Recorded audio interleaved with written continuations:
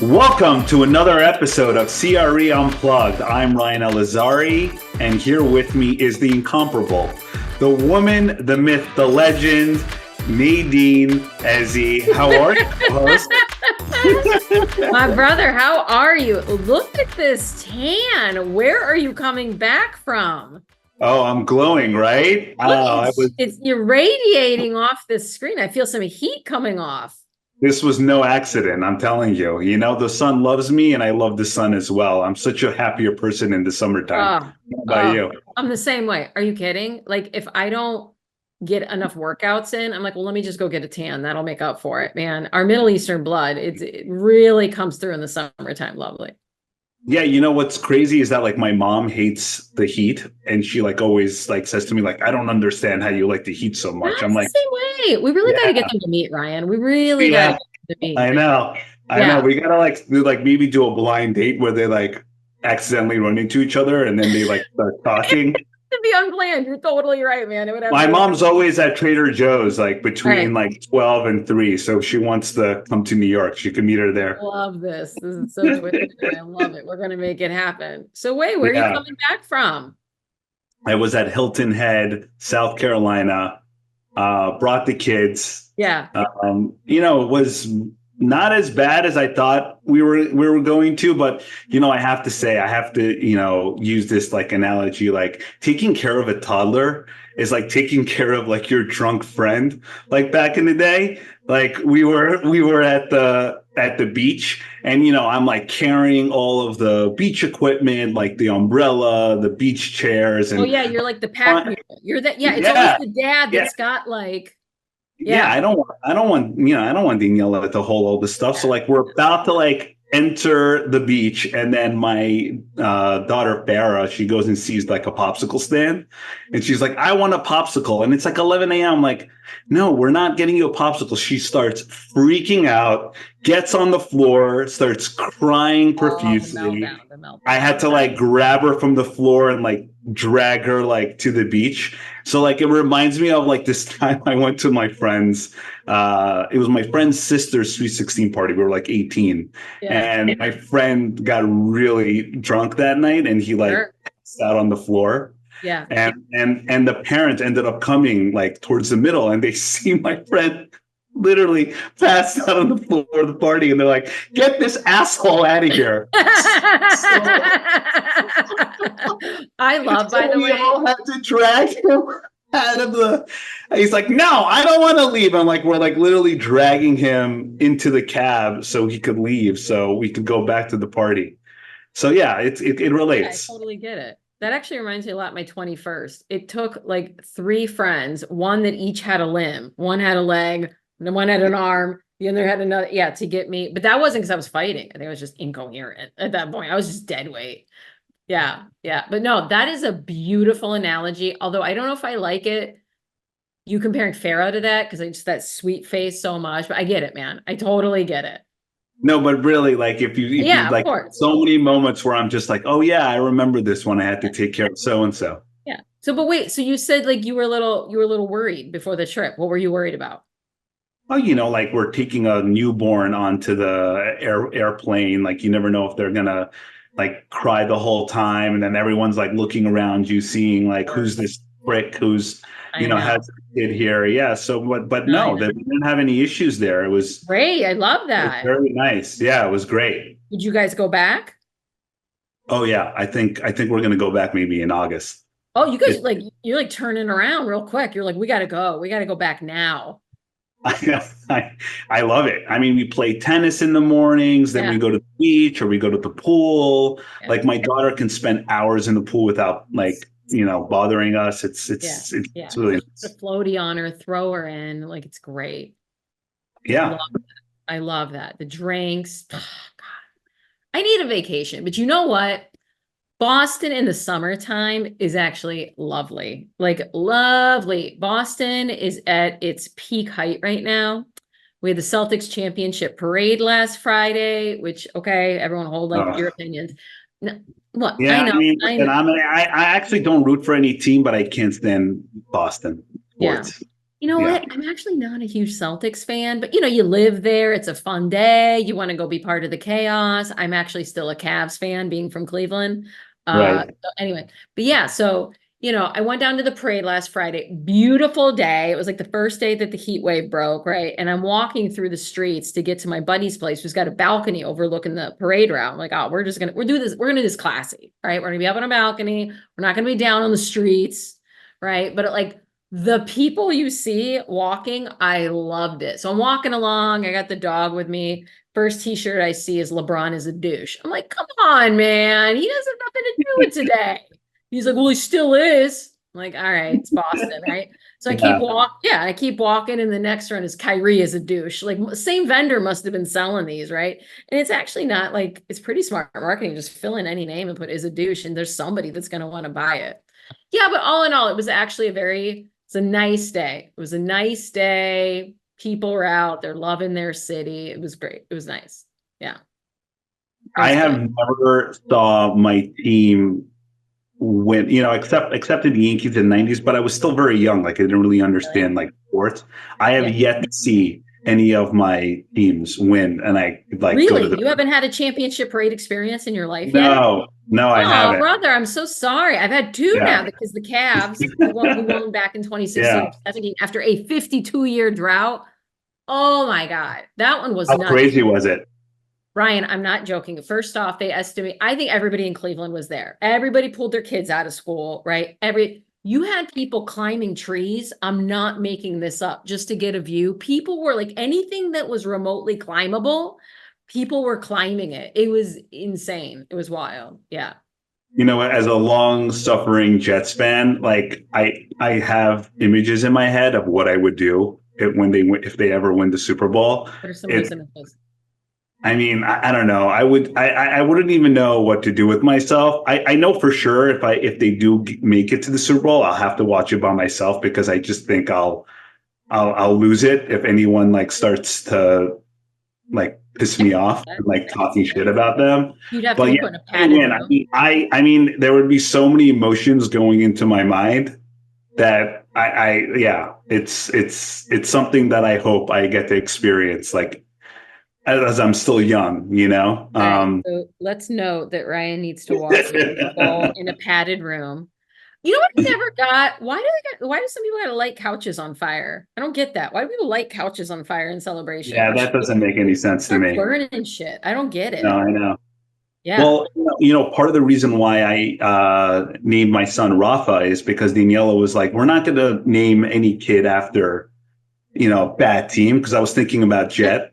They're like, Yeah. no, no. She's She's like, right. no, no, no, no. It needs to be someone successful. So we went Of with Rafael Nadal. course. Yeah, you don't want to give Yeah. this kid bad mojo from the get-go. He comes out and you're gonna name him like the Jet. Come on. Yeah. Yeah. Yeah. She's right. Well, Hey, she's right a lot. She's actually right, like I'd say 99.9% of the time. but yeah, Nadine, you gotta take a vacation. We gotta go see someone. I know. I know. I'm so terrible, right? Because I don't have like a family and people to have to coordinate with. I just wait till the last minute. Like, I don't think I'll just book a trip next week and I'll go somewhere. So yeah. But it was really nice that you came down to New York. We emceed the NAIOP Proptech Competition. Dude, that trip was so great. The energy no, seriously, I had so much fun, even though I almost missed the event because I was stuck in traffic because they I was announced going to kill you. you literally texted me and the word said, I'm going to kill you. Yeah, Okay. Yeah, they just announced I the did. Trump I did. verdict, right? I'm in an Uber trying to get there. Really, I didn't get there till like almost like 7 minutes before the start. I was sweating bullet. I know.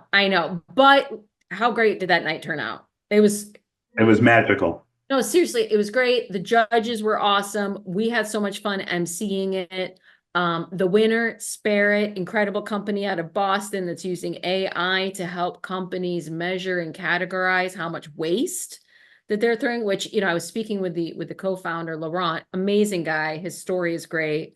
And you know what? We were all talking after and everyone was like, there's such a good energy here tonight. Everybody's on the same wavelength. Great night. Kudos to you and the NAIOP New York City team for putting that together. Seriously, Ryan. Thank you. Thank Yeah, you. Thank that you. was, I really look forward to next year.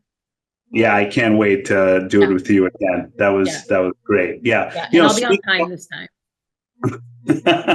yeah, please. I mean, you also went to the wrong building. I didn't want to call you out, but I'm going to have to. You went to the I wrong forgot about building, that. I and then did. you had to. You're Yeah. So I'm like calling. texting you, I'm here. And I'm like, wait, where is it? And you're like, are you kidding me right now, Nadine? I'm like, are you joking? So Take this sorry. away next time. Promise me. I You'll will. take this away. I will. I promise. I All right. promise. Thank Great you. event. Seriously, I cannot wait until next year. I cannot wait. Thank you. Thank you. Yeah, man. It was a lot of fun. And speaking of cannot wait, ooh, I cannot wait to interview our guest today. I cannot, man. This is I've fangirled over this extraordinary human being for quite some time, Lisa Picard. We've got her coming up next. We're going to interview her. We're going to see what's going on with her. I'm very excited. It's going to be incredible. Yeah, I can't wait. Let's do it. I know. All right, let's do it. And now we are so happy to introduce our guest, Lisa Picard. Lisa is currently co-founder and managing partner at Oxygen Investment Management. Welcome, Lisa. Thanks for having me. Thanks for joining us. So we understand you just got back from an epic bike riding trip in Canada. Yeah. We know you're an avid cyclist. I think avid is probably an understatement. How was it? Where did you go? Like, how long did you ride? It was chasing down a lot of trail in British Columbia. So that means you're going to places like Nelson, Golden, Jasper. Took a little stop at Lake Louise because you got to pay a visit to see the beautiful, lake, and the little Kamloops. But basically, you're riding anywhere from 3 to 4 hours a day. We only saw 2 bears on the trail. And a moose and an elk that was protecting their young. So it was a little bit little edgy, but you got to make sure you have your bear bell on your bike and also carry bear spray that is very accessible in case they decide to charge. But we didn't meet any grizzlies. They were mostly brown bears and black bears, and they weren't their full weight yet. So so it was a little fun. I have so many questions right now that I didn't think I was going to have. Hold on. I know, me too. Right. Have you had to use your bear spray before? No, thankfully Okay. no. But Okay. I have run across bear. This is the 4th time running across bears. Okay. So, you said and one only wouldn't get off the trail before, and it was just sort of like meandering up the trail, and then it finally stepped on and was playing with brown wasps' nests, and the wasps sort of attacked the bear, and the bear roly-poly down the hill. And then we were able to get by, but I didn't get by without getting stung because all the wasps were disrupted. So, but yeah, it's when you're out there in nature and you're exploring some of the great trail, wildlife and nature loves to see it and be on it as well. And those are the easy walking paths as opposed to walking through, the bushes.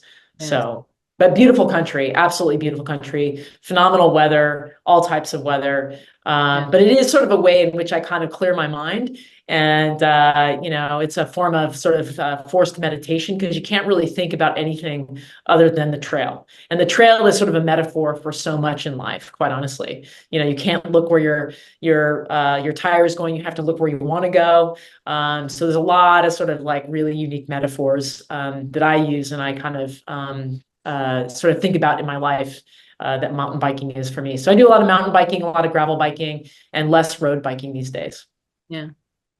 Super cool. Do you work through like work-related items? Like if you're ever facing some type of mental obstacle on something like work-related, do you kind of work it out there? It's more sort of like it teaches a level of focus and also I think a level of being present with things, and that no matter what kind of trouble you get yourself into, if you sort of go slow and you pick your way through it, you can actually kind of ride through just about anything without, forcing your way through it. Forcing your way through something and going at high speeds really kind of creates a lot of danger for you. So I think it just sort of slows down, oddly enough, it slows down life. And when troubles and problems and puzzles kind of come before you in front of your mountain bike, you kind of pace it, you go a little slow, you know how to use your brakes in a certain way so that you can actually kind of pace your way through islands of safety on the rocks. Dude, what great life advice. Like I wasn't expect, I love that. I didn't think it was going to go there where, us talking about this is going to lead to Yeah. like No, I'm helping you almost like I have to in your journal career. really quick. Like I'm holding on to your because this was so Yeah. amazing. Yeah. So, I mean, Lisa, I use the metaphors of cycling a lot for things in life and particularly in real estate, because, it's a bit rocky right now. there oh you go. yes, we'll definitely be talking about that. But I was just so curious, like, what was the scariest like reptile or creature like you faced, like being on a mountain like excursion? I think like, when this time of year, when you run across sort of a mother animal and offspring, and the offspring are very young, and you suddenly realize you see the animal down the trail and you're realizing you're descending down the trail through where the animal is. And so you're kind of like, okay, this is my only way out. I can't go up because that's a lot slower. And so you sort of just have to kind of make a bit of noise, make sure you're creating conscious awareness for the animal that you're not going to stun them. And so they know how to get out of the way and get their young out of the way. But it's when you kind of come across those, without sort of like, enough sort of warning, and you startle them and then they get protective and they can charge you. I haven't had anybody charge. I think like maybe some of the scariest situations are when you do fall and you're ways out. I had it happen to me sort of in Sedona, where I basically did a face plant on a rock, probably a couple miles out from from the trailhead, and a friend of mine and I had to actually sort of saddle up. I had to get my wits about me and ride out another sort of 40 minutes with a pretty messed up face. So, and it was kind of a stupid incident where it's always the stuff at slow speed and you're going too fast and you sort of kind of go over a rock and there was another rock, sitting there that you couldn't actually see. And you would have seen it if you slowed down. So those kind of instances of when you kind of find yourself without the health, far away, kind of need to sort of just, pull up your big girl pants, get on your bike and sort of figure out how to ride out. Yeah. And just like I would imagine like just one rotation at a time, just figure it out. Yeah. Yeah. Yeah. Wow. Yeah. Yeah. I mean, But I like still have my moneymaker, so it's okay. I was just gonna say, Lisa, you look incredible for having face planted on a rock not long ago, man. Like you look great. So yeah. Ryan, Thanks. I'd love to join you one day. Do they have like training wheels on these things for people like us? There's great classes that definitely teach you sort of the flow, and I would recommend sort of flow trails before you start embarking on rocks. Yeah. So flow trails can feel very zen-like, and also it's the same sort of rush that I think downhill skiers get. You sort of get into the flow of things, and you're just sort of one with the bike. Yeah. That's actually I think we need to start on flat ground, Nadine, and then we get to that level. Advisable. Let me start with like a road bike with the basket and just kind of work my way gradually to being in a position where I might have to need a bear bell and some bear spray. Yeah. Mm-hmm. Yeah. Awesome. Dude, I love that. I'm going to be thinking about that a lot, Lisa. Thank you very much. Yeah. Hey, when did you get into riding? Oh man. Actually I would say when I was in high school, growing up in Los Angeles, there was these concrete lined river channels. And before they were sort of like places of where the homeless kind of hang out, they were sort of where we would sort of run along or bike along these, like the tops of these concrete lined riverbeds, the ones of like the LA car chase scenes, like those kinds of things. Yeah. And we'd bike them all the way to the beach, and it would be sort of like our bit of freedom, because the parental unit sort of knew that, where we were just following this channel the whole way. And it's like 30 miles total, when you're 15, 16 years old. So that's when I first kind of got into it. And then I would say like after grad school, I started doing some triathlons and some things just to kind of get out there and compete.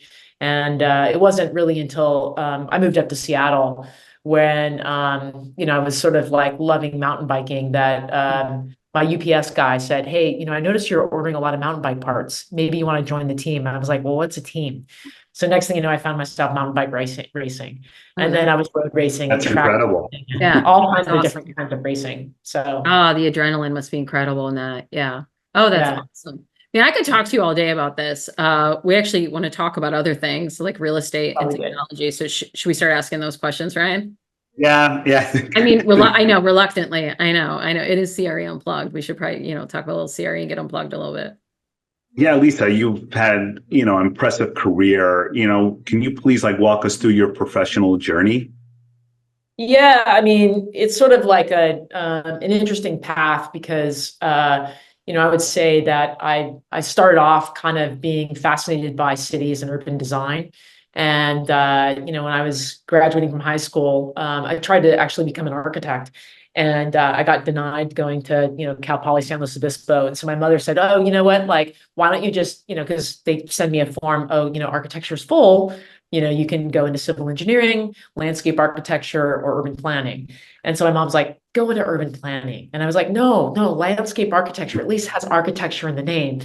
Well, moms are always right. So annoying. Urban planning and urban design was actually the perfect thing for me. After sort of graduating from that, I did some work for the Irvine Company doing master plan design. And really got into sort of even golf course layouts and things of that nature. I worked on, the city plan for the city of Santa Monica and San Clemente, and then ultimately knew I wanted to go to graduate school because I saw these people called developers who kept sort of changing these great plans that we would sort of create. And I was like, wow, there's got to be sort of like a reason why they're doing this. Yeah. And instead of, continuing to play defense, why don't I go offense and become a developer? So I ended up applying to MIT. I got in and I did sort of a dual master's in really sort of urban economics and real estate finance. So it was sort of a combo with the Sloan School and then also the School of Urban Design. And then after leaving that, I knew that I had to actually do the hard science of real estate development. I had to go work in finance. And I worked for, a small investment advising firm in San Francisco. I wanted to get back to the West Coast. The West Coast is in my blood and in my heart. There's some energy about sort of, the people that go west. They go west with sort of, this kind of passion and desire to kind of recreate themselves and recreate, I think a lot of different sort of models of innovation, and that includes like, technology. So I did that for a little bit, and then also helped a developer in Arizona raise debt and equity financing for a big master plan development. So I got my feet wet in some large scale master planning, and then Heinz out of Houston, actually their San Francisco office, hired me to basically be a development manager and move up to Seattle. And really, at the onset of the dot-com boom. And it was really sort of this magic moment when Seattle was going to build a lot of office real estate. In fact, we did some spec office space for Microsoft and for a bunch of, dot-com startups. And it was a phenomenal experience because I leased up a building 3 times, the same building, before it was even completed in construction, because essentially each dot-com would sort of implode and we would, lease it to the next one. And then, after the whole dot-com bomb exploded, it was sort of this whole unleasing of the building and then releasing it up with sort of like service level companies. Because, in Seattle and also in San Francisco, if you remember, the dot-com boom really put on a whole surge of new real estate, and it really sort of prevented those markets from having to build any new office space for about 10 years. And so at that time, Heinz said, hey, look, you can become a property manager or you can move to LA. And I was like, I'm not moving to LA. I'm living in Seattle. I'm enjoying, all the outdoor activities. Yeah. And so I actually ended up having a brief stint of working for an apartment developer, built a few apartments, and then Canyon Ranch came knocking on my door and said, hey, if you have any interest in doing some hospitality work, we have some really interesting things going on. And what I noticed is that Canyon Ranch had this like unbelievable spread between sort of their product, in Miami selling for, $1,000 a foot and at the time, and then, everybody else's product was sort of selling for $300 a foot. And I'm like, why is there this difference? I don't understand this at all. And they're like, oh, it's brand. And I'm like, what is this thing brand? So when I went to go work for and actually lead the real estate group at Canyon Ranch, was really at an interesting time of where Richard Rainwater and Crescent had sort of taken over sort of the real estate, but they didn't own the operating company, and we were doing a brand expansion. So I got, front row seat of doing hotel development, hospitality development, and also really understanding what creates a phenomenal experience in real estate that I will take with me, and I have taken with me to like every career, every, place that I've sort of hung my hat, including, then having my own business for a few years, and then Skanska hiring me to open up their West Coast office, leading development, really from their own balance sheet. And we built, over close to $1 billion worth of real estate at sort of the heyday in Seattle, including a project called 400 Fairview, where we really created an active ground floor market on the base of an office building. It sort of reshaped the way in which the city thought about office buildings as not being just these like suburban, fallow buildings that had, maybe a subway at the base, but they were really places of community and activation. And then that experience. What's that? So they created an experience to go to those buildings. Yeah, I mean, if you sort of like looked at, the demographic that was showing up for work, they no longer wanted to be at their father's office building, which was sort of like, statements to the corporation, because, the talent and the labor at the time was really not, making a commitment to work for a company for the rest of their lives. They were making a commitment to work with, as to be a part of a community, and that community had nice coffee shops. They had like places to sit, places to sort of sit at the bar afterwards, all these like elements that really gave you a sense of well-being.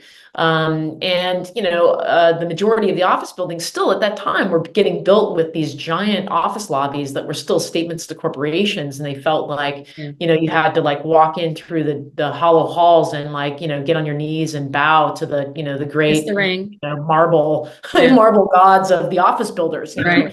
And you still see like, major office developers building buildings like this because they feel like that is the convention. And so we in essence sort of like built these buildings, at the time to essentially try and make Seattle one of the sort of the preeminent places to attract tech talent. We were like, oh, we're going to get tech talent. This is for tech, tech workers. And what do we end up getting? We ended up getting, insurance company, a car sales company, and like it was all of these other companies that were trying to compete with tech talent, and they needed really sort of stellar, feeling places. And it was interesting. There was just an article, I think, this past week about that building being still 100% leased, because everybody still wants to be in that building. That building also is sort of the building that, John Gray of Blackstone, happened to kind of stroll through and sort of said, oh my God, we need people who know how to make buildings like this. And because I think, at the time, like Blackstone had bought, the EOP portfolio, and a lot of it was just mediocre, I would say B grade office buildings. A lot of it suburban office campus stuff. Some of the stuff was in the urban markets, but it was all of that ilk of like, owed to the corporation.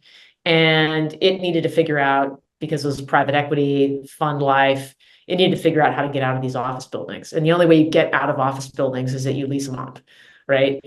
And so anyway, I ended up getting a call while I was at Skanska, and said, hey, why don't you come on board and help us figure out how to get out of this and be a managing director? And I was like, I kind of have that job. Why would I want to come work for you? Blackstone. I was like, so, I'm having fun over here.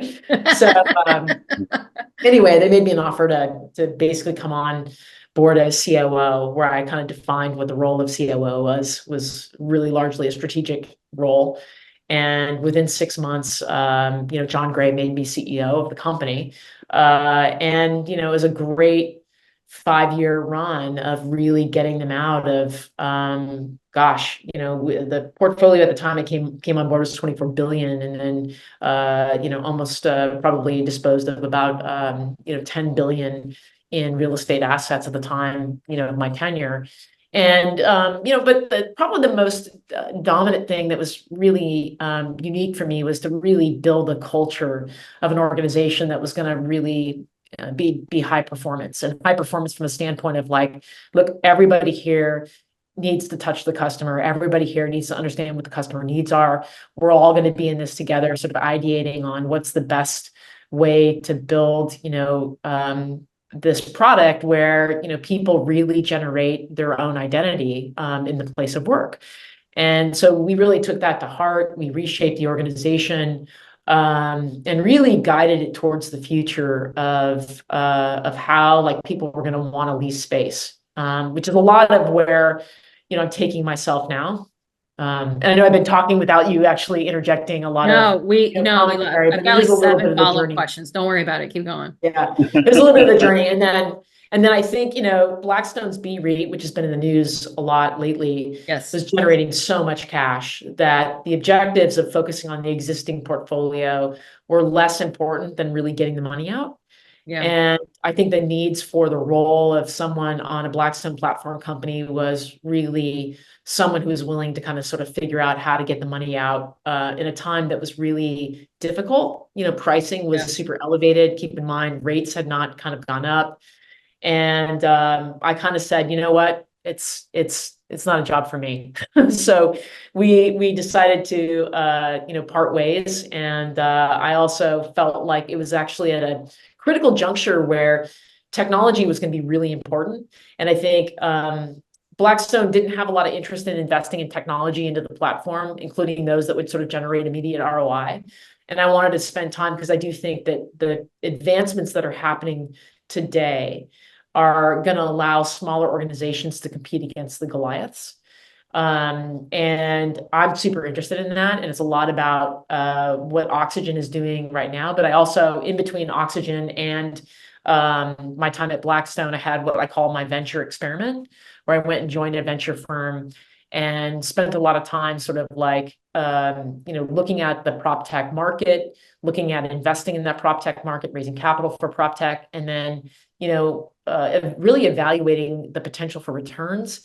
And I was really challenged with the potential of returns just because the pace of adoption in the industry is very, very challenging. And so I'd much rather be sort of a strategic, someone who's deploying the resources into a portfolio and also investing alongside, because I think I have the ability to also, guide and direct founders at the same time that I can actually deploy the technology into a portfolio. So anyway, myself and sort of 3 other partners that I've met along the way formed a group called Oxygen, really thinking that Oxygen is sort of, capital in a period of a lot of distressed assets, but really this is opportunistic investing. Yeah. And really our goal is to play at any juncture in sort of the cap stack. That could be at debt, that could be at JV level, that could be, alongside as an asset manager with a performance pop, based upon sort of what we're able to do in improving what the asset does. And we're just sort of getting off the ground this summer. No real rush, but we want to like sort of partner up and find the sort of the right assets. And so we're just now starting to do that and organize ourselves and set everything up. So you're catching us right at the emergence of Oxygen Investment Management. Bravo. Any particular asset classes that Oxygen will be focusing on? Well, I actually think, I have experience in largely in office, multifamily, and hotel. Yeah. I do think that the more complex the assets, the better off we're going to be. I think that in a lot of cases, office has kind of been oversold. I should say, been sold off at pretty steep prices. Not all office assets, are valued at where they should be. There's a lot of supply. What we're dealing with is an oversupply. I think like the notion of work from home really killing the office market, I think it's bigger than that. I think low interest rates have oversupplied the market at the same time the labor market was cooling off. Yeah. And so what we have is just the classic, I mean, we saw this in 2000 in the dot-com era as well. just a massive oversupply of office because of cheap money. And then you had synthetic leasing. And synthetic leasing, what I mean by that is that anytime you ask a tech company to sign a lease for 10 years, and most of them, to get the best space, would agree to sign a lease for 10, 12, 15 years, they have a 10% growth rate. And when they have a 10% growth rate and they have to get it for 10 years, they get twice the amount of space that they need day one. And so anytime there's any kind of hiccup in the market, they're throwing all of that space on the sublease market. Yeah. Not only that, when they basically take 2 times the amount of space they need, what does it do to the supply at the time? Well, it diminishes the supply, and suddenly there's like a 4 or 5, 8% vacancy rate, and developers go and build more space. So we were right at that cross point when all of this office, got built.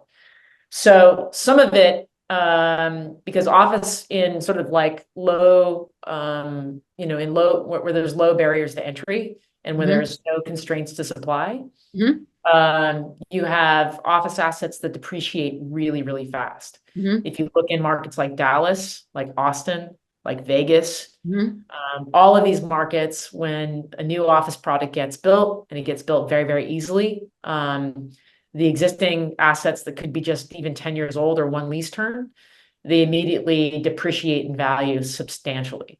And so, Oxygen is going to focus on really key office assets where we can activate and energize and create almost like, I would call it sort of a workplace resort, a place of which there's a desire for, energy, and people want to be, like, from a magnet perspective.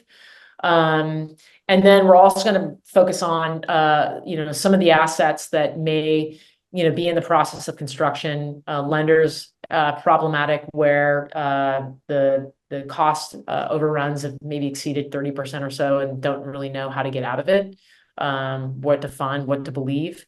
Given my 30 years of experience in developing real estate, and all types of real estate, there's a real kind of deep understanding of the complexity of mixed use and the dynamics of how you can get upside down pretty quickly in a construction project. So some of that stuff.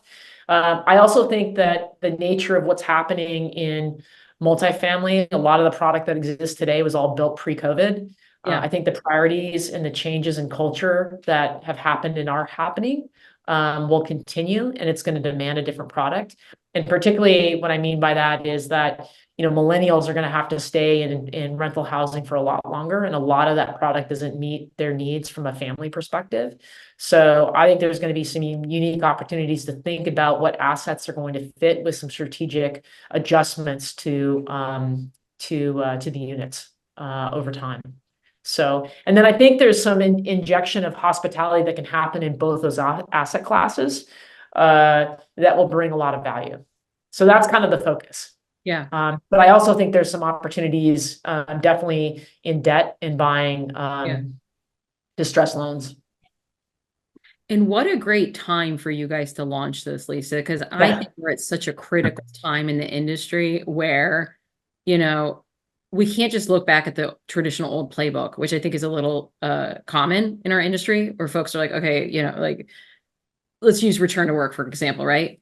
Are we 100% in the office? Are we 100% remote? Or are we hybrid? And it seems to me like it's the only 3 things that people think they can choose from, right? No, I think it's actually, we're at a pretty exciting time where people are gonna have to get innovative and creative and actually focus on the needs of the occupiers and the assets, and how do we get people to want to come and to be into these assets, right? And I think that you touched upon that, where you just say, like, workplace resorts, right? And hospitality, right? Think about when you go out to dinner or wherever, you're choosing to go to that space to experience whatever it is that that space has to offer. So I think that's what's most exciting about this time right now. I think, I hope that it's going to force the industry and kind of take it by the shoulders and shake it and be like, we got to get creative and imaginative right now. And it's a phenomenal time to rethink what the future of work.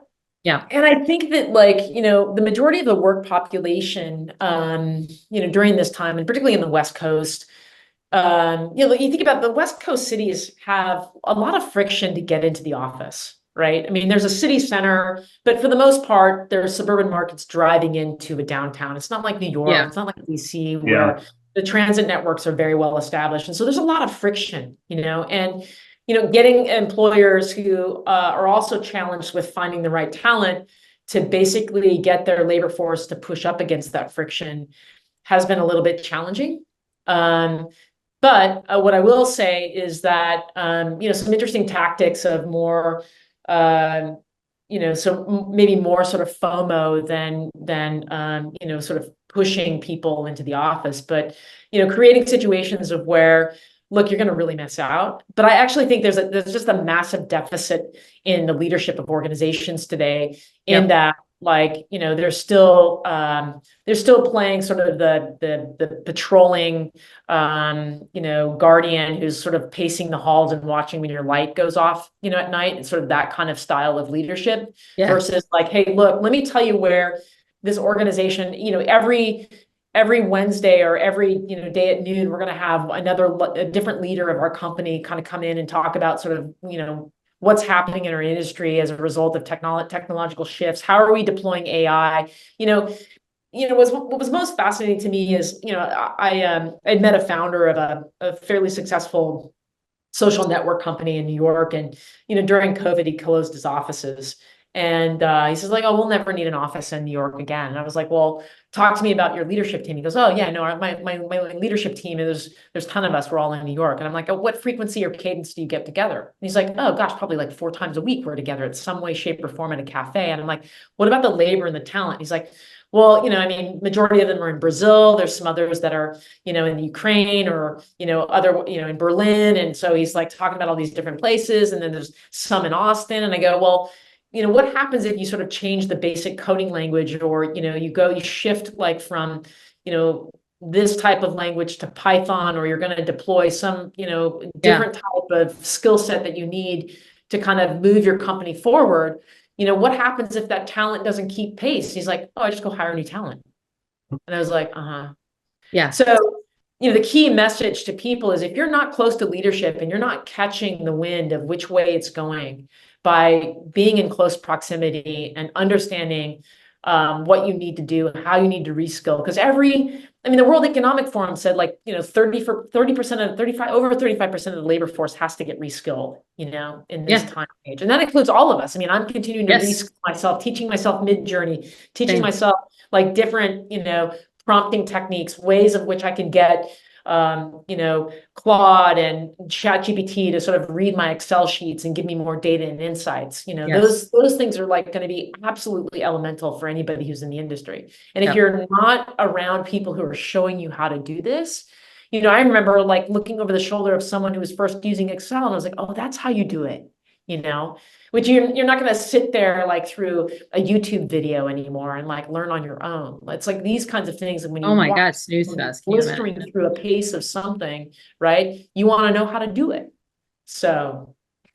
Yeah, but Lisa, what about, the millennials right now are really pushing back on getting back to the office. They prefer remote work. They want that flexibility. They want to be with their families. They also don't want to deal with that 2-hour commute, as you said, in the West Coast, that friction. How can we combat that to get them back into the office? Yeah, it's a tough question for an organization that has a labor force that's highly dependent on skilled labor that, has that kind of an opinion. I think what you're seeing, what's happening in the AI industry, is sort of this like resurgence in San Francisco. And, I've had the pleasure of walking through OpenAI's headquarters, and it's an unbelievable space. And people want to be in there 6-7 days a week. Why? They don't want to miss a pulse about the direction of the company. They don't want to miss something, right? And I think what's happened as a result of COVID, there was this phase of where you sort of pulled back into your family, into your own household, and you protected what you had. And and I think that all you had to do was step out on a plane after COVID, and you realized how just humanity changed, right? Like everybody's like so aggro, and it's all about themselves and all their own needs. Yeah. And I think like, what's going to shake that probably is, if you sort of lose an opportunity to someone who's, making the trek into the office, going against the friction. Unfortunately, life today, and being a parent today does involve some of these trade-offs of, of like having physical presence in the office. I'm not saying everything needs to be done in person, but I'm saying like a lot of the learning, I mean, look at what's happening in schools. I mean, schools are realizing like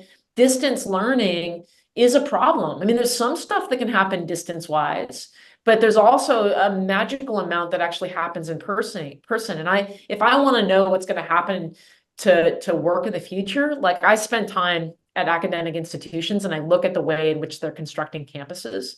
Mhm. And they're really spending time on these like collaboration centers. They're also like bringing housing onto the campus, right? Which tells me, oh, well, housing is actually, and lifestyle and living close to work is also a key thing. And maybe Yep. there's more housing that we start to see, in proximity to like not these, solo single use downtowns like San Francisco has been, right? We're going to see more housing stuff, maybe even housing into the office stack, who knows, right?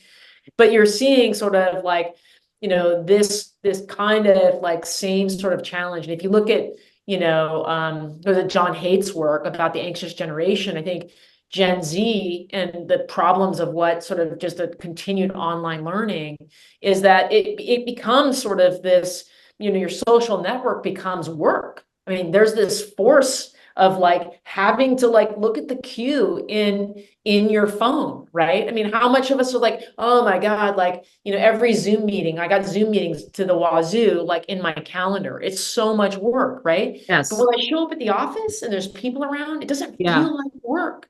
It doesn't Well, feel you like also feel less lonely. You feel like Yeah. you're all of it. a Yeah, culture. it's a connection Yeah. again. But Absolutely. I think the biggest thing that's going to like, change or shift people's thinking about where they do work is how work is going for them. Are they learning? Is their organization moving ahead or moving behind? Right. And those organizations that are moving ahead, what are they doing? And people are going to pay attention to that. And I don't have like, I mean, it's interesting if you look at some of the stuff that Jensen Wang, of NVIDIA has said, he's got 10 direct reports, or no, 60 direct reports. He's like, oh, I got 60 direct reports. People will tell me that's insane. And you're like, yeah, that is insane. Like, how does that work? He's like, well, those 60 direct reports, anytime I give feedback to one of them, the other 59 get to hear that feedback to that one. Can you imagine the learning that they're getting? Like, you're not going to get that learning anywhere else, right? Yeah. And so like a lot of that happens in physical presence. I mean, NVIDIA is a hardware company. Hardware has been in person for quite some time. Right. But that kind of learning, that kind of social setup is so absolutely critical. And if you look at sort of like the top skills that are needed in 2024, like this year, like from the review of all the businesses that are part of the World Economic Forum, the biggest things are having resiliency, having flexibility, having agility, being able to have self-awareness. Do you think you develop these by yourself over Zoom? No, you develop these relational skills in relation. And I think we're going to find that the people that actually are spending more time in their communities in person, not online gaming, I mean, John Haidt's work about like what the brain does in sort of like defense mode versus discovery mode. And when you're out in person and you're on a playground versus gaming, right? You're in defense mode versus discovery mode. I can find the limits of what's possible for me. That's where innovation and creativity and value is going to happen. And I think you're going to find that the best companies in the world that are generating real value are spending more time in person. Now, is that more time in person in the office, or is it an organized, retreat? I don't know, but the organized retreat is probably special, and that is really important. That was always important for me as a leader of a company. But those are some things that I kind of think about, the skills that are going to be really critical in the future, today and in the future. You talk about innovation, and one of the biggest challenges today faced by owners is tech overload. They're just seeing such an immense amount of tech. What current problems faced by the real estate owners of today can prop tech companies offer like the best opportunities to solve these immediate ROI, to provide like the ROI to the owner? Yeah. I mean, if you think about just real estate in general, the past 20 years, anybody could buy anything and make money. And why? Because you had an environment of compressing cap rates, you had, revenue growth, you had costs, inflation that was fairly stable, wasn't growing. And so, the general sort of cash flow on the asset was continuing to be, up and to the right. And when you also had these compressing cap rates and low interest rates, just an absolute moneymaker, particularly if you just sort of hold for a couple of years or a year and then flip it, right? But today, you're sort of dealing with a completely different picture. Interest rates have risen such the fact that like debt costs have doubled for most asset classes and it consumed a lot of the cash flow.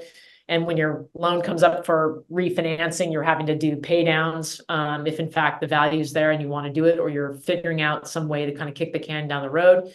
You've got rents that have flattened, particularly in the apartment industry.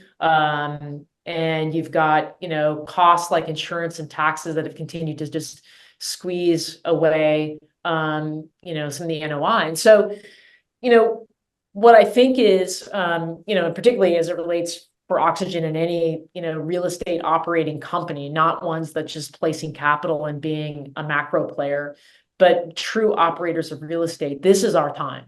This is our time, right?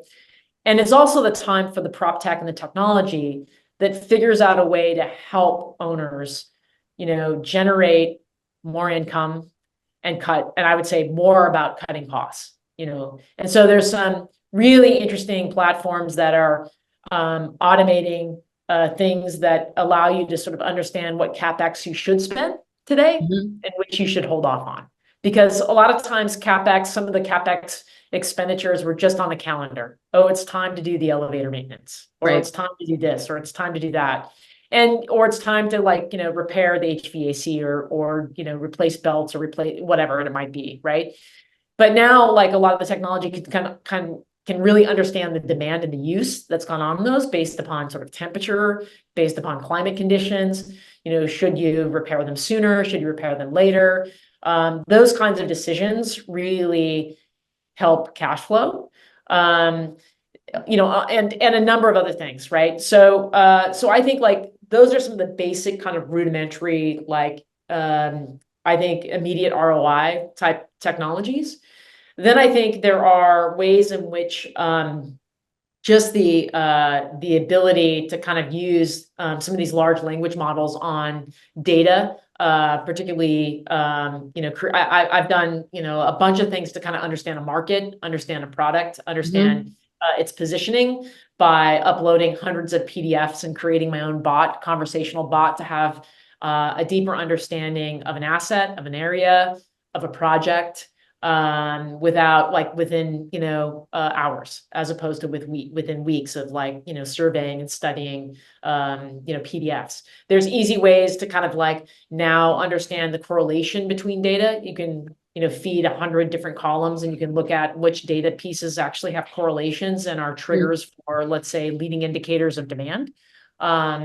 So those kinds of things without actually having a massive portfolio and seeing things obviously, like if you were sort of a big, private equity firm or a big real estate platform, you could do this as a small firm with access to some of the data players who give you all that data. And now you have the ability to analyze it very, very quickly and start to see patterns. So I think those are ways in which you can help on the asset management side from the operations perspective and reducing costs. And then on the investment management side for basically finding opportunities where only I think the big guys, based upon, having a data science team on their existing portfolio, you actually have access to the whole world of data, through players like CoStar and RealPage and, others where you can basically suck down that data and start to see the correlations and create your own algorithms for investment. Yeah. Lisa, at our firm, we're a private real estate firm, and we're always looking to cut expenses, and we're looking into boiler management systems and different IoT in order to decarbonize our assets, but also to reduce expenses. And right now, those seem like the best avenues to go through that. Their immediate ROI, you got to be able to show an ROI in a budget cycle, and then you have an owner's attention, but you're still kind of going up against what a friend of mine, Ellie Feingold, says is the baseball ticket problem, which is basically, you know, when you have sort of an engineering team and the elevator maintenance guy or whatever, you know, who basically gives his family, you know, four tickets to the Mets or whatever it might be. You know, he doesn't want to disrupt that relationship. He wants those 4 tickets to the Mets. So he's going to make sure that she is going to make sure that they continue to have, you know, that relationship, as opposed to sort of installing some, you know, great, you know, technology that's going to tell you when elevator maintenance needs to happen. Right. So that's an example where, you know, there's so much structure in the typical real estate organization. There's so many layers that there's not much penetration from sort of the CEO to the engineering level to sort of question or have transparency on the way in which decisions are being made. But I think technology is going to create a lot more transparency throughout the stack of operations and throughout the stack of asset management and investment, that the clarity of what people's roles and what they're doing and not doing is going to get easier and easier. And it's going to require, I think, less middle management, which is really exciting to me. Yeah. Yeah. I've been saying predictive maintenance, I think, is one of the biggest areas that people should be paying attention to, property owners, without a doubt. And machine learning excites me tremendously because I've worked in the past, you know, for a Proptech that sought to kind of automate the transactional side of things. And that's not an easy task. And I think machine learning is way better for the reason you just said. You just upload a ton of PDFs or documents or whatever it is. And then, you know, with the right prompts and the right conversation can extract that data and what it is.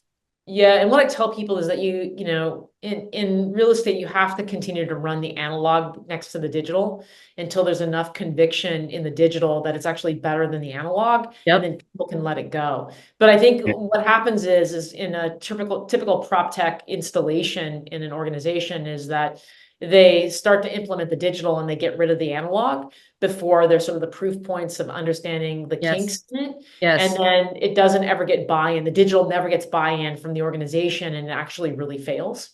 So it's a really critical thing that a lot of people miss, is that they have to kind of budget for both to be run side by side, as opposed to like canceling one right when you implement the other. You have to build faith organizationally.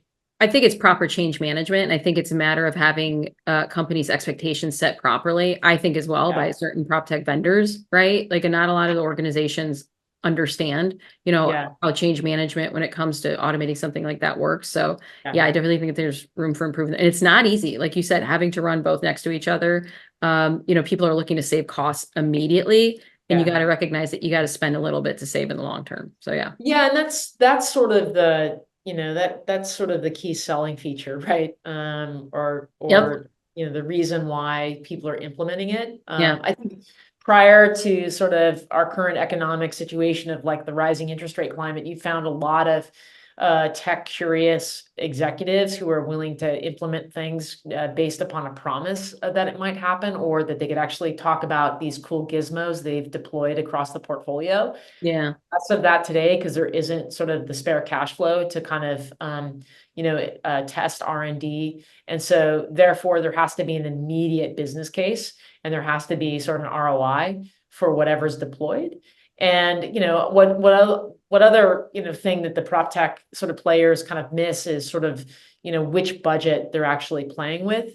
You know, if it's a development budget, and, you know, who's paying for the development budget and how that development cycle looks is a lot different than sort of an annual budget, you know, an operating property, or, you know, a repositioning budget that, you know, has to find sort of its pathway to exit, you know, in a private equity fund, if it's like a 5-year life or shorter at that point in time. So, you know, the key thing is like, you know, who's paying for it, what budget it comes from, and what's the timing of the return on the investment that has to happen.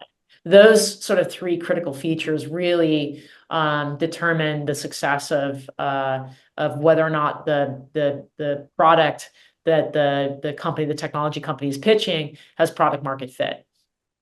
Yeah, I have to say another issue is you know, a lot of the property owners I've spoken to, they talk about how they implemented, you know, a platform, didn't go as planned, so they have this one and done mentality. So then they'll never want to think about implementing any other tech. And, you know, and, you know, we have to do such a better job in trying to explain to them that, you know, this is a process. You can't just have this let's do a one and done Yeah. and call it a day. You have to have an open mind, especially with AI.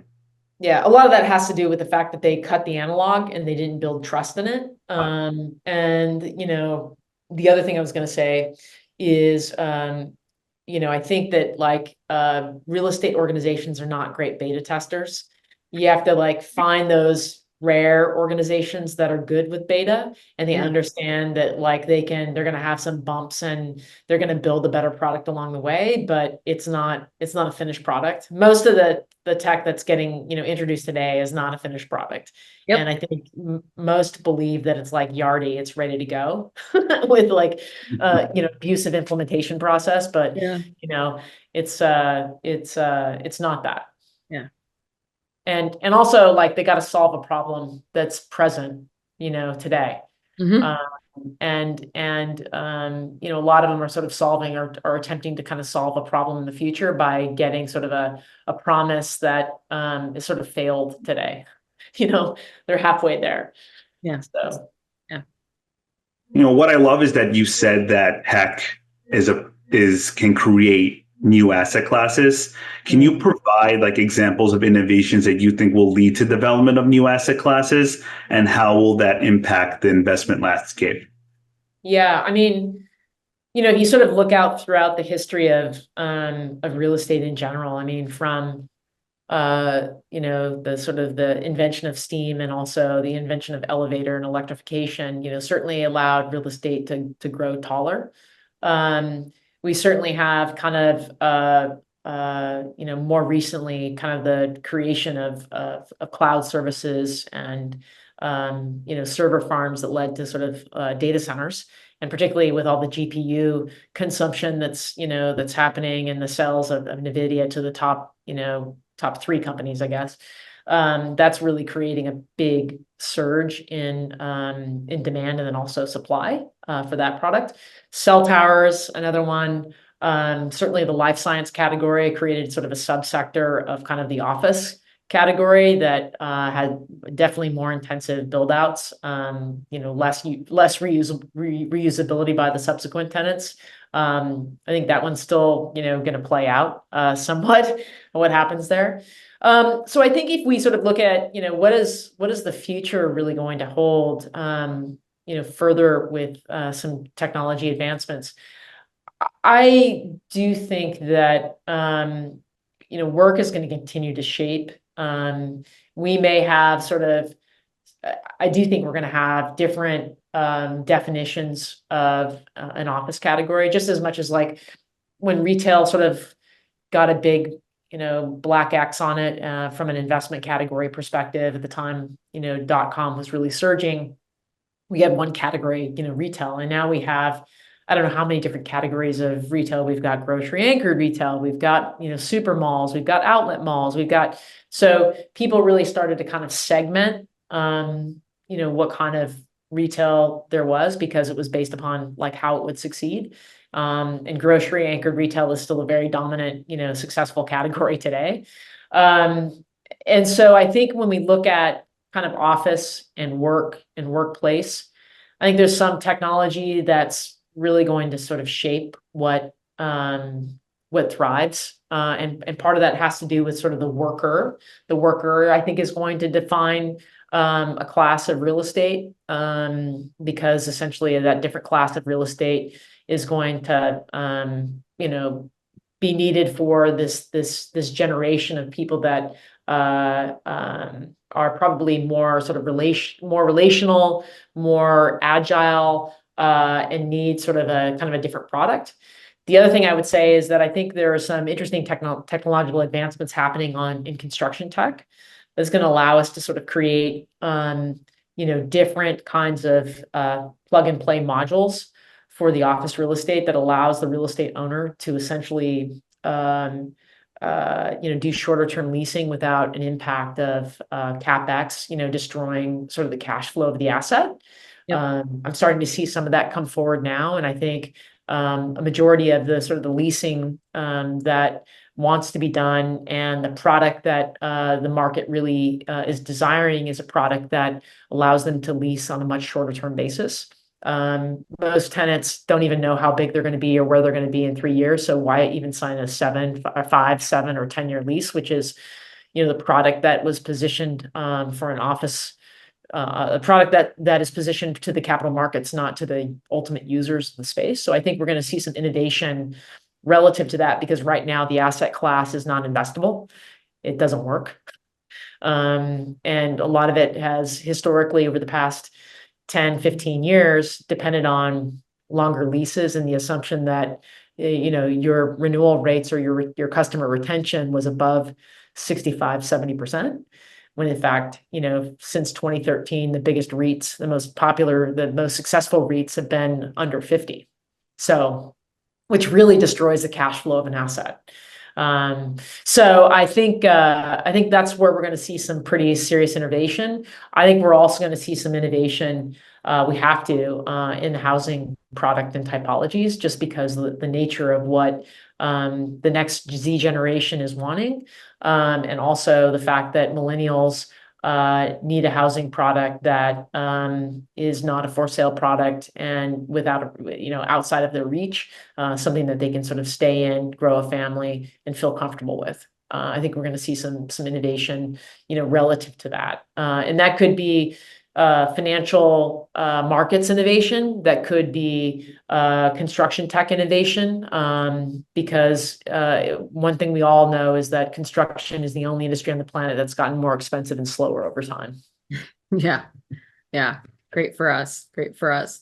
So a little follow-up on that, Lisa, everybody's got their eyes on the office sector, right? And how's that going to shake out and whatnot. And so, and you already touched upon this a little bit in your answer right now, but given, the increased vacancy rates, and the number of lease expirations, and debt that's coming due, the amount of debt that's coming due here within the next 12 to 18 months, maybe even sooner at this point. What innovative approaches would you propose for repurposing or revitalizing, these vacant spaces in these offices, right? And something that I always think about, and I'd love to get your take on it, is we've already talked about hospitality. What can office owners do to get people to want to come back in and kind of create that FOMO? Is it leasing to services that would make it easier for them to leave their kids at home, right? Like, I don't know, like more daycare within an office building or something like that. Like, what would what are some ideas that you've got going on? Yeah. I mean, first off, we're dealing with, again, excess supply. Yep. And not enough demand. Okay. Yep. And it's not just the work from home aspect, because I will tell you what's pretty interesting is I've run some numbers in most markets that looked at the amount of square footage consumed per worker. And this is available occupied space. And you look at the total employment in a market, and the numbers stay fairly consistent, even, after COVID, right? And this is sort of like accounting for the fact, like I'm doing consulting for sort of a large tech company and just helping them sort of figure out how to dispose of land. It's pretty fascinating that, the talent comes in 2-3 days a week. They still have their same desks, right? It's just the desks are getting, used 2-3 days a week instead of 5. Yeah.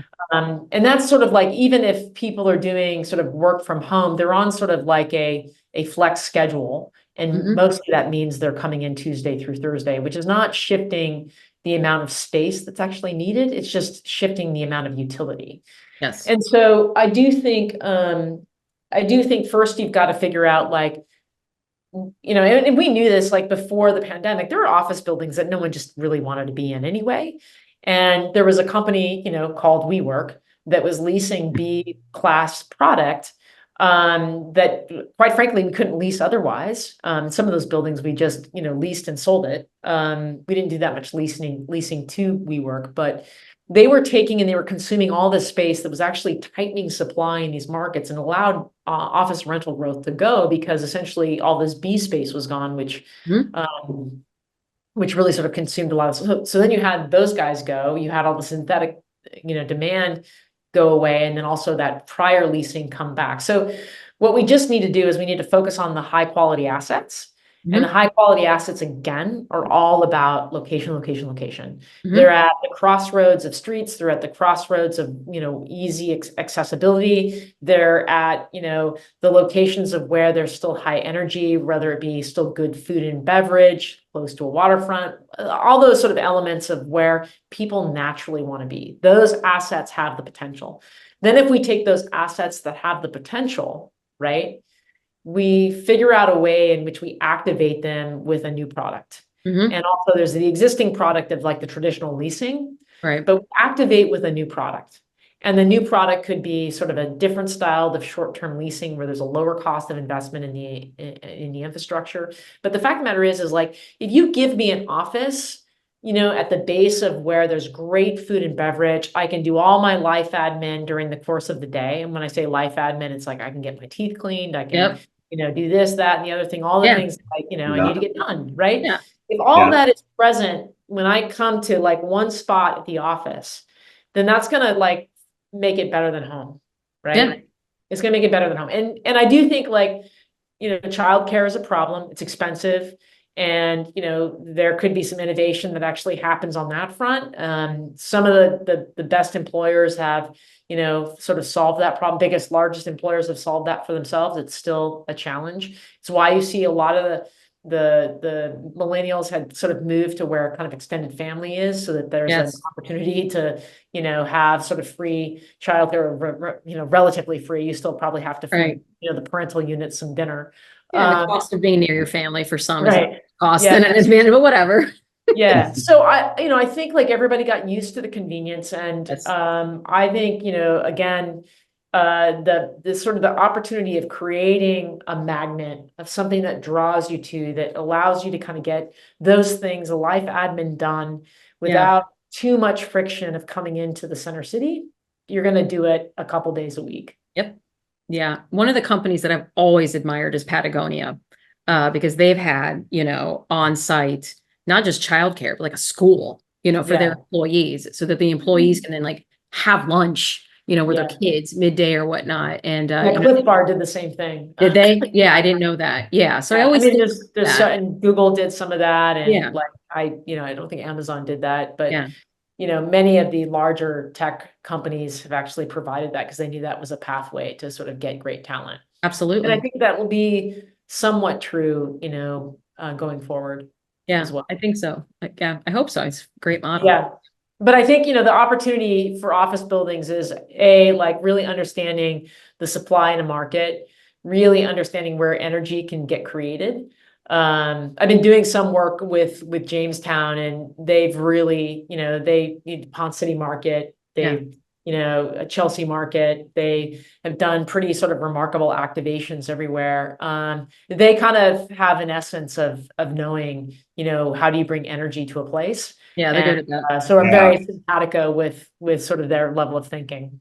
Yeah. Well, they created this ecosystem where you have industrial, office, multifamily, and you can then be part of like something bigger. And there's also a story with everything that they do. Yeah, exactly. And that's like, so a lot of it is sort of like an older building. There's a story there. Something's happened there. You can feel the bones of like that story. And then they just build on that story, and it works. I mean, then they can basically sell resi and office and all these things around sort of the retail concept. But I mean, those kinds of developments and those kind of deals, they're caloric. I mean, they take a lot of energy, right, to kind of put together and manage and make sure the ecosystem holds together.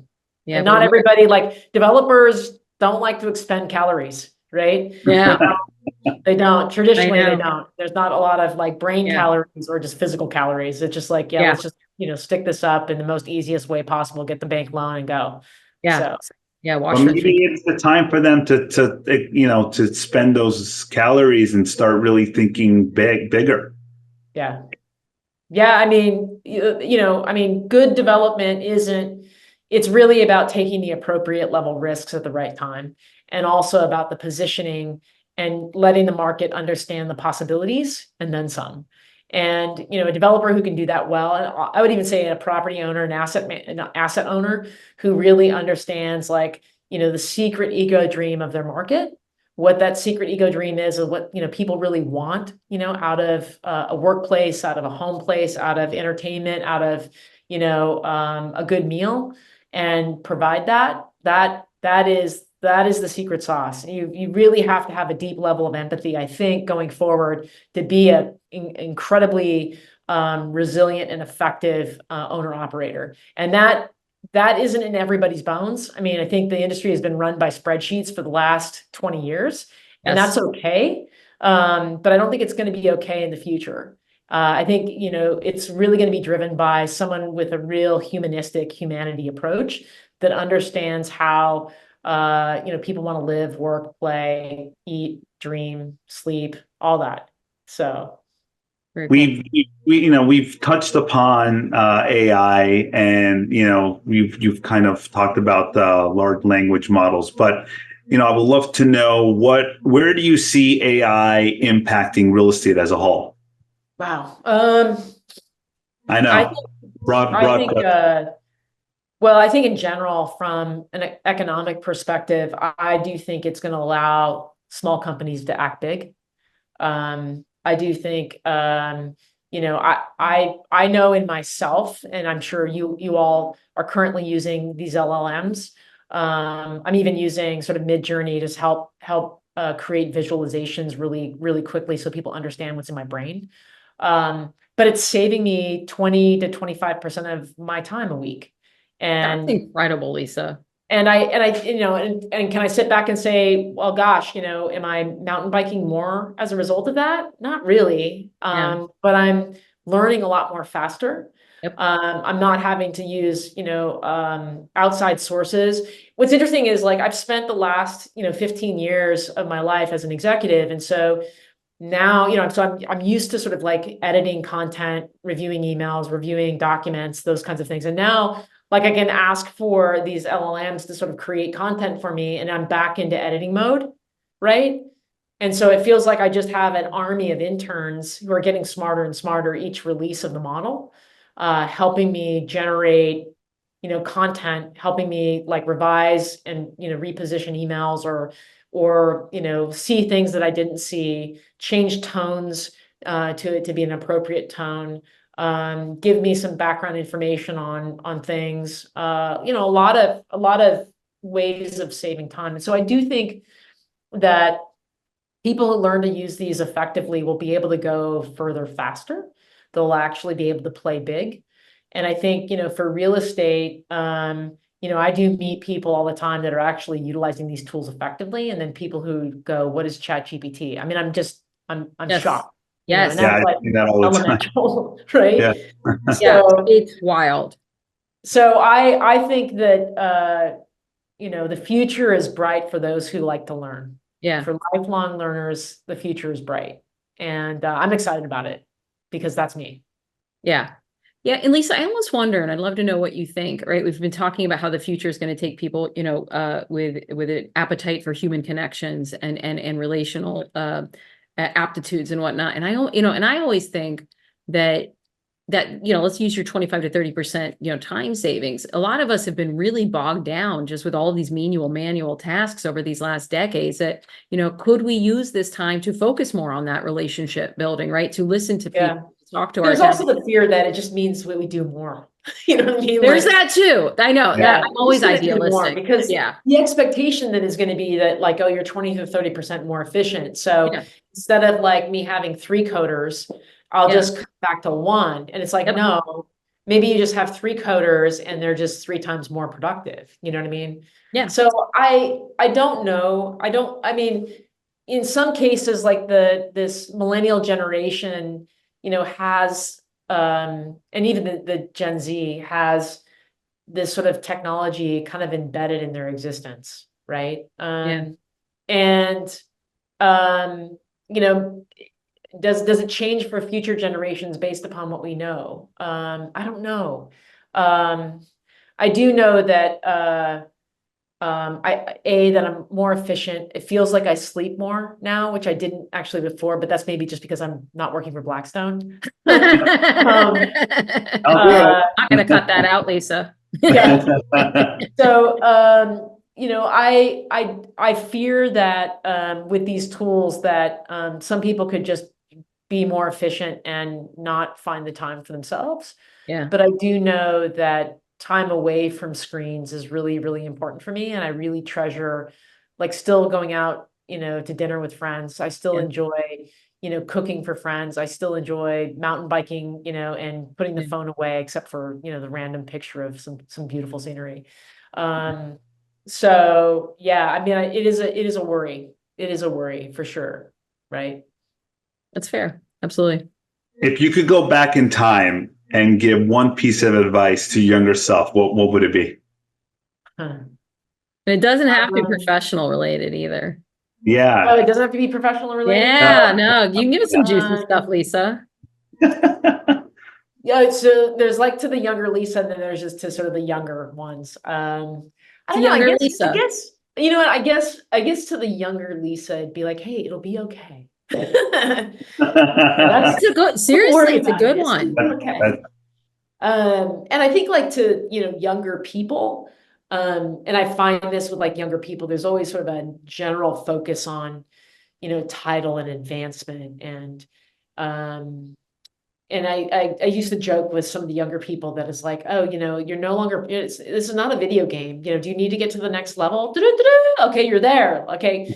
What you should focus on, not that I'm going to shit on you, but what's really critically important is, who you surround yourself with, and, what are you learning from them? And are they fighting for you in the room?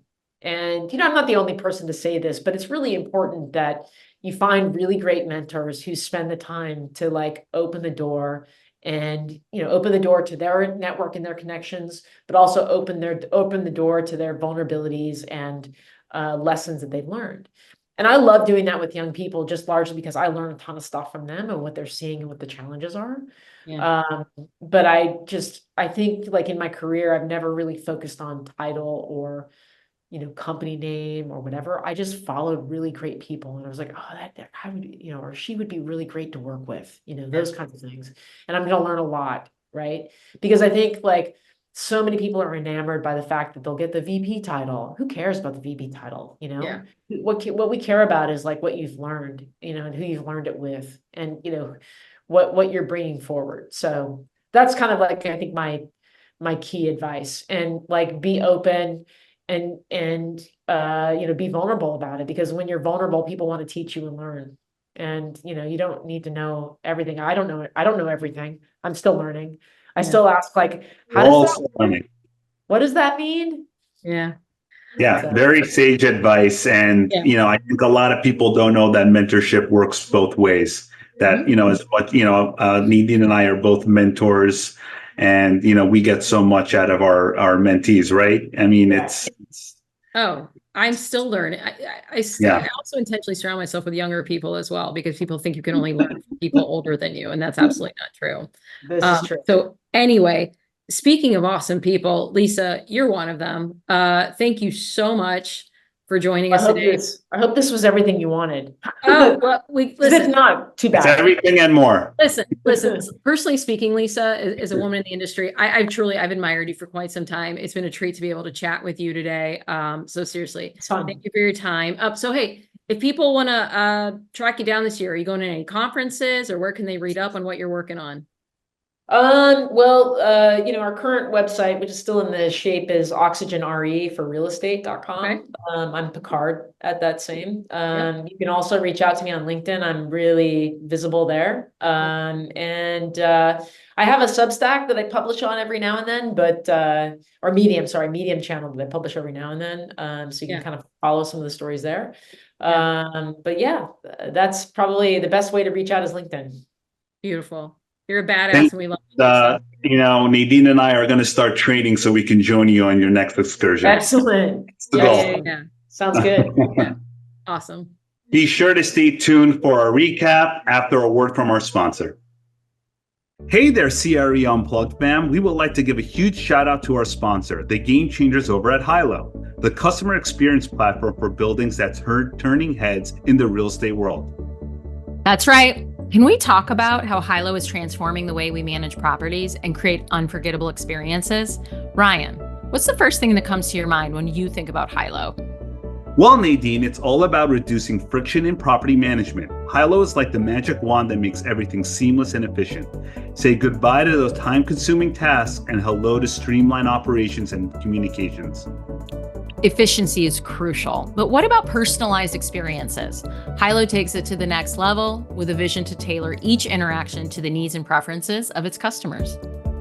And let's not forget the community aspect. Hilo builds vibrant, connected communities. It's fostering a sense of belonging and togetherness. Now, here's something that truly sets Hilo apart: their commitment to advancing ESG initiatives. They're not just about buildings, they're about making a positive impact on the environment. That's a win-win for everyone. So, to our listeners out there, if you're ready to elevate your properties, digitize and enhance customer experience, and maximize satisfaction, Hilo is the answer. Please visit hiloapp.com for more information. That's hiloapp.com. Ryan, what a killer conversation with Lisa Picard. Isn't she amazing? Yeah, she's great. I know. She's incredible. I'd say one of my bigger takeaways from that, which and we're starting to see a theme with our guests here, with Bob Gillespie talking about the waiting space and learning something new. My biggest takeaway, and man, I feel like Lisa was talking directly to me, but I'm sure she's talking to a couple of us, was when she's talking about bike riding, right? And how meditative it is, and it forces her to be present and just look at the path right in front of her, and to not go too fast, right? And to just be steady, and to not treat, and how she kind of uses that as an analogy for, her business life. Like, we're always running around, and I love her analogy about a video game. Like, we treat life like a video game. We always got to keep going to the next level and going to the next level. And she's like, we just got to learn to be present. We have to know that everything's going to be okay.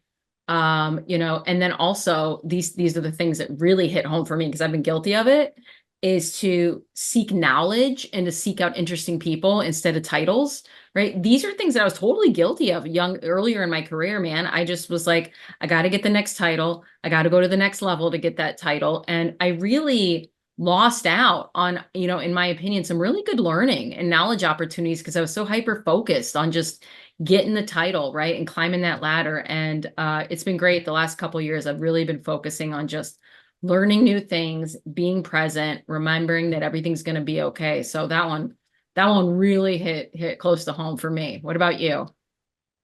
Yeah, for me, it was also about her mountain biking metaphor, and how she was saying how it helps her maintain focus. And that's something that I really struggle with, is having that concentration.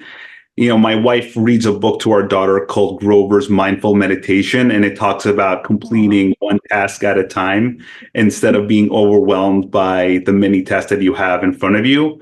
And that's something that I've really tried to work on, is just focusing on that one task, being able to get that done, and not having that anxiousness of getting everything done all at once.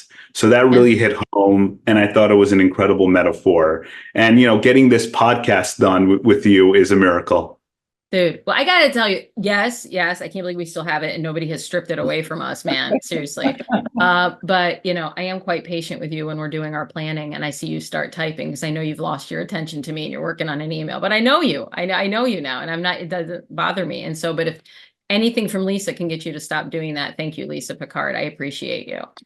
Hey, I'm working on it, Nadine. I'll be. Dude, we're both major works in progress. It's totally fine. Yeah. It's totally fine. Dude, what else did you that kind of resonated with you from that interview?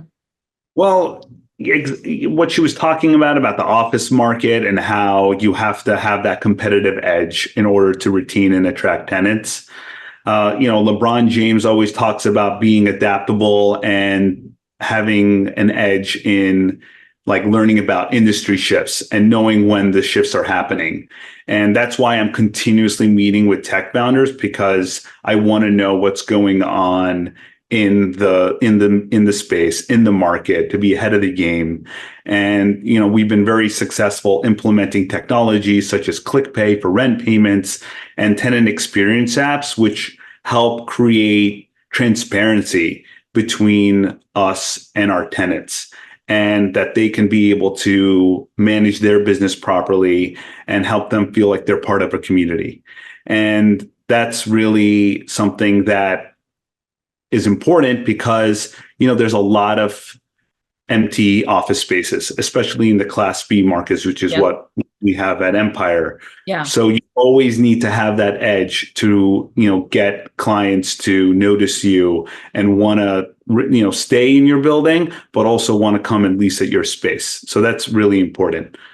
What else did you get from Lisa, Nadine? You've also, by the way, you're also always so good at keeping up, just getting to know different vendors. You're always like, hey, Nadine, have you heard of this? And usually it's no. And so I love that about you because you keep me up to date and up to speed on all these different solutions and how you guys are using them at Empire. And so I love that. The thing for me, again, selfishly validating me, was when she talked about the next generation of leadership that the commercial real estate industry is going to need, and how historically, say for the last 20 years, the focus in the industry has just been on the spreadsheets, right? Really lacking an element of humanity. And I got to tell you, when I started out in this industry, I really struggled with that because me, I'm such a people person, right? And everywhere I looked were people working in the commercial real estate companies, the occupiers of the building. It was nothing but people, but I felt like our focus was at the time misplaced, but that's all, that was okay for the time. But knowing that the next generation of leaders in the industry are going to have to be more humanistic and center the ability to, like you say, that adaptability, to be able to tap into people, what are their needs, what are the desires, and then be able to translate that into creating spaces that people are going to want to be in. Selfishly, I really enjoyed hearing that because it's something that I've been waiting for quite some time. And I think that's where we're at. I think it's very exciting for the industry in that we are now focused on putting people back at the center of the industry while leveraging innovation and technology to be able to help us do that. So I love that. It made me feel a little bit like, like I'm not going to be such a sore thumb sticking out anymore. So I love that. Yeah, I think it's definitely today you need to be more personable and really know who your employees are and get to know them and create that humanistic approach when it comes to being a leader. Yeah, absolutely. Absolutely. Ryan, great job today. An excellent episode with Lisa. Great job by you as well, Nadine, as always. Thank you so much. All right, quick announcement for all you CRE Unplugged listeners. We are taking the show on the road to Blueprint 2024 this September in Las Vegas.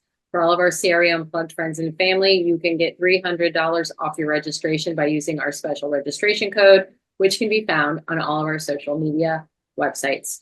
And that is unfortunately all the time that we have for today. A huge thanks to Lisa Picard for joining us. Please be sure to rate, review, and subscribe to CRE Unplugged wherever you listen to your podcasts. If you have any questions that you want us to answer on air, please feel free to reach us at info@creunplugged.com. See you next time, and keep your conversations real and unplugged.